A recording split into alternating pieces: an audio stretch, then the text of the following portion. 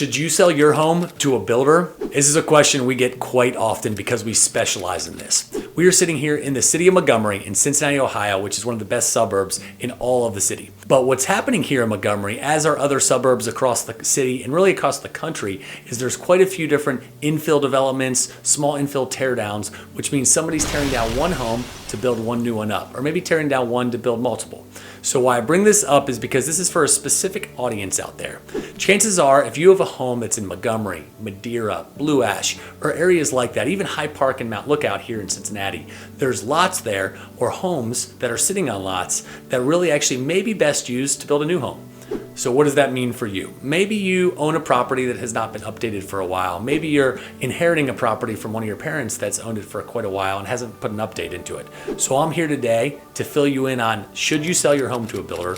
Why maybe it will benefit you, or maybe it really might not be the right choice.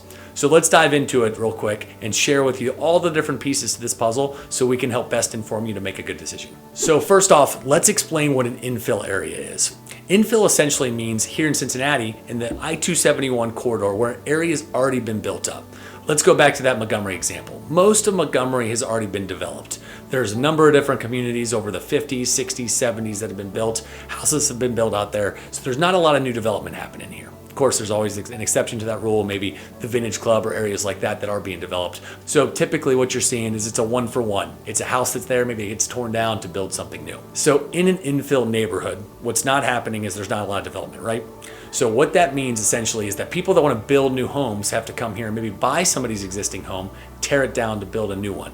Or maybe they're buying one home to develop into 5 or 6 lots to build 5 or 6 homes. Why this is important is because these people are coming to us, builders, buyers. They love areas like Montgomery and Madeira and Blue Ash, and they want to find a place to build a new home. Maybe it's the school district that's driving them. Maybe it's just the proximity, but they want to be here in these infill areas. Why are you listening to me talk about this? Well, our firm, Oyler Hines, specializes in this. We work with a variety of different builders and developers to go out there and find opportunities for our clients to build homes. So our builders are coming to us asking us to help us find lots. Our buyers are asking us for the same thing. So we're coming to you all that may be interested in selling your home the easier way to share with you how this all works, how the process goes, why it might be right for you, or why it may not be the right fit because maybe you can make more money selling it just as an existing home. And we've done dozens, if not hundreds of these across the area. We really are the authority. Agents come to us, builders come to us, buyers come to us, and of course sellers like yourselves come to us because they want the insight onto how it may work for them. We have a big pool with a variety of different builders in the area, and that's why we can offer people much more value than just giving them a value. Hey, this is what your house is going to sell for. We actually have the buyers in our back pocket that we can bring out to and say, hey, these are some actual companies that are buying properties like yours. So let's jump into why you might want to consider selling your home to a builder. And let's use a nasty word called tear down. So it's not a bad word. I know a lot of folks get worked up over it, but essentially some houses just aren't meant to live around for 100 or 200 years. You know, it's disappointing because obviously you want to see homes last as long as they can, but unfortunately homes aren't always built the same way anymore. So there is a timeline, unfortunately, that these houses are being torn down. And here, when it's older 1960s, 1970s ranches or smaller Cape Cods that were built in the 40s and 50s, this is happening quite a bit because people want to build maybe a little bit larger house to raise their family on, where a Cape Cod that's 2 bedrooms, 1 bath may not quite fit. Nothing against those houses. They're fantastic. People have done some incredible renovations, and some just are in great condition that should be around for a long, long time. So when it comes to whether or not you should consider it, there's a few things that really go into this. First off, the condition of your house. This is really important. Has your home been updated? If the answer is no, then we can probably progress to the next section, because typically if it's not been updated, you may not be able to capture that extra value that may come into a home that's been updated.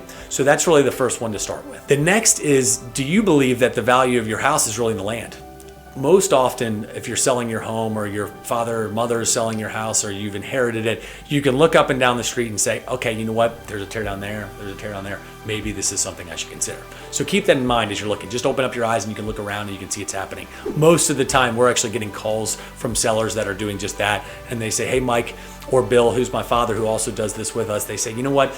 I think my house might be a candidate for a teardown. Can you come over and take a look? Because they've already seen the market. They've seen this happening. So that's really key.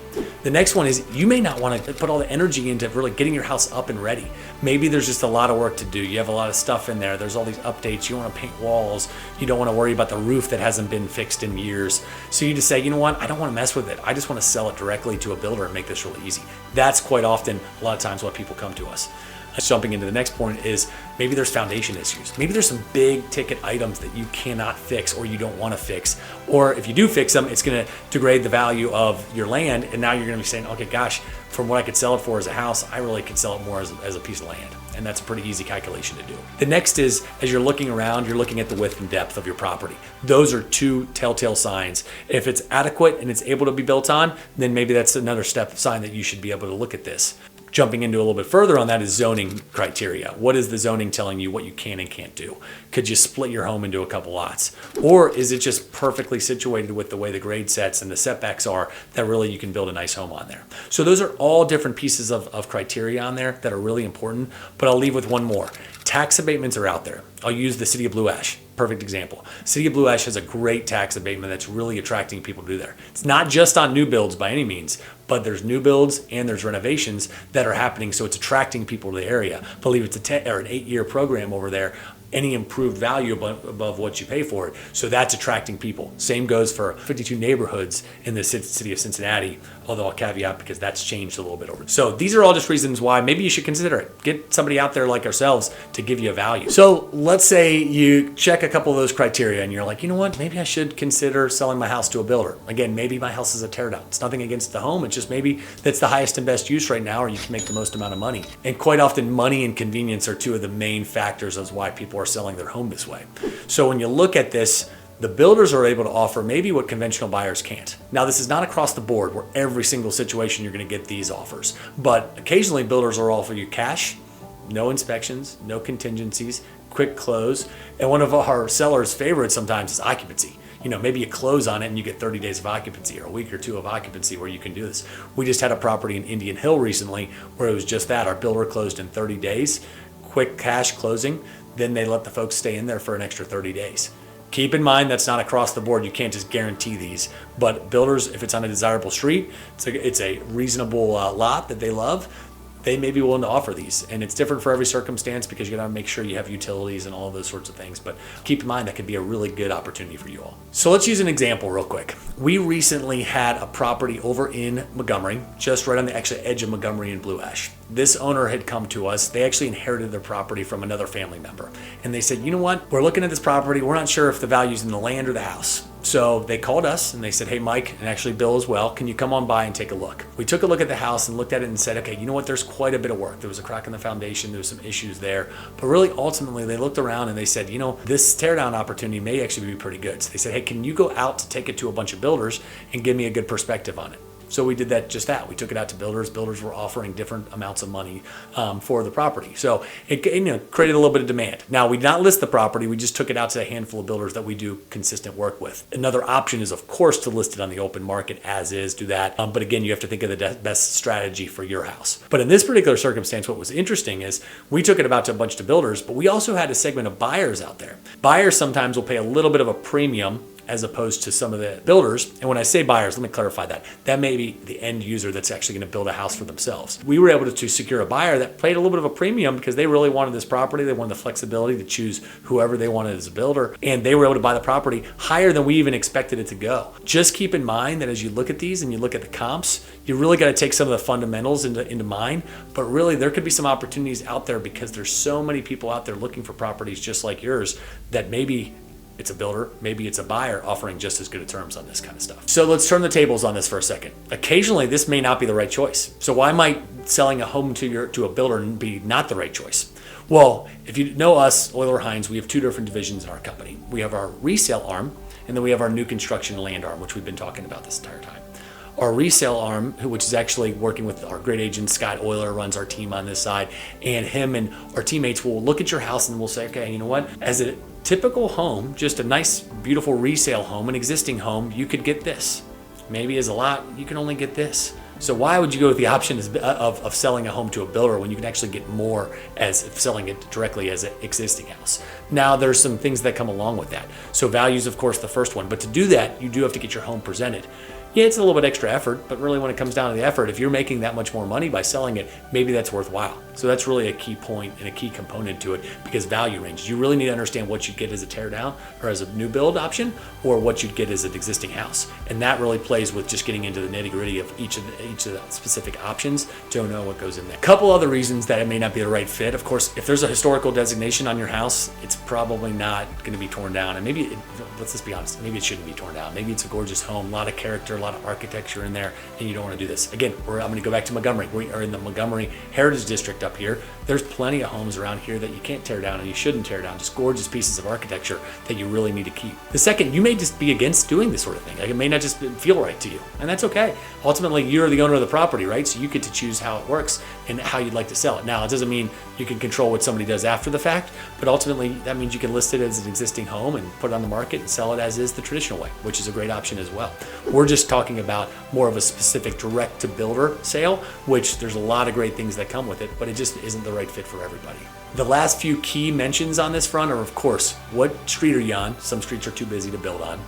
Also, you want to make sure the zoning allows you to do it based on how quirky it can be, how conventional of a house can you build. That needs to be a really consideration.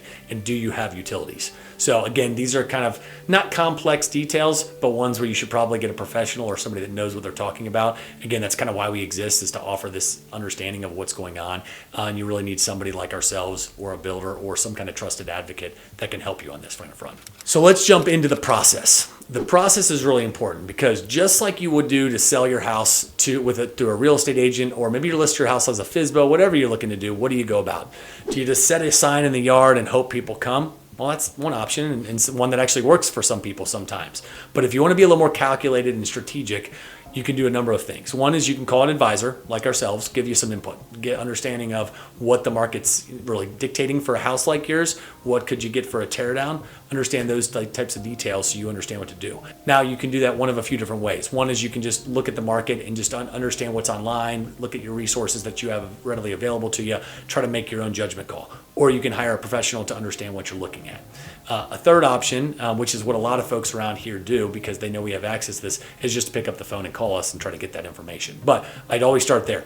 Get all the information so you can make the best decision. You don't want to be rash on jumping the gun. We just actually had another property owner stuck a sign out the yard, put a number to it, and then realizing after they got a bunch of phone calls, they're like, oh, maybe I put the wrong number on there. Probably shouldn't have done that. So you got to be really careful there. So get information. Information is power. Knowledge is power. So that's what you need. The next step you have, once you have all the information, you need to figure out the route you're going to go. So let's just assume, because this video is about teardowns and selling to builders, let's say, you know what, I think I'm going to go ahead and do this. I'm going to sell it as a teardown. I'm going to start making some phone calls. What some folks do is they just start picking up the phone and calling a bunch of builders around. Other folks will call somebody like us that focuses on this, whether it's a developer or whether it's a third-party agent like ourselves, to say, hey, I have this property. Can you help me go out to the builders to do that? The reason we're here to help, and I'm not trying to just push ourselves, is you want somebody that's connected to know who's out there. Another big part of this is you want to make sure that you do not end up with somebody that's going to kind of string you along and not be able to actually step up where they say they are. There's a lot of things that go into this. You got to be really careful on that front. But again, once you start getting some feelers out there to understand what your property's worth, typically there's not going to be people that are offering, A, and then all of a sudden B that's way up higher, and you're like, whoa, they just offered me $40,000 more than everybody else. Typically it's within a few thousand, or $5, $10, $15,000, depending on what kind of property it is, unless you get into Indian Hill where you're looking at $1.5 million teardowns, which do happen quite often. But for the most part, it's pretty close, because just like selling your house, it's all based on comps. So what that means is the comps. If houses are selling at $200,000 for teardowns, then that's probably gonna be close to that. But also builders are thinking, what's the end product gonna sell for? What's the build when I'm finished gonna sell? Is it $1 million? Is it $800,000? So if you look at Blue Ash on a street like West, maybe it's around $750,000, $800,000, $850,000. If you look at Indian Hill on a $700,000 lot, maybe that's 2.1 to 2.5. Really important to understand your numbers there and work backwards. We actually have ratios that we can use to help you with that, to understand all that sort of thing. And then lastly, of course, you have the information, right? You started to reach out to people. The next is assembling kind of offers or seeing how the market's gauging to you.